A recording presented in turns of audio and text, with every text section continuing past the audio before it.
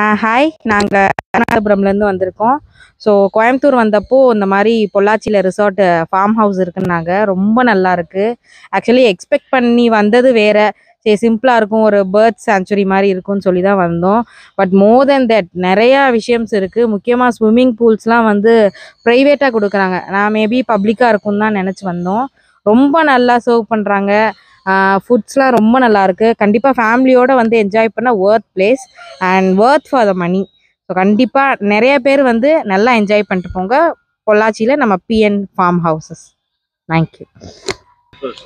நாங்கள் ராமநாதபுரத்துலேருந்து வரோம்.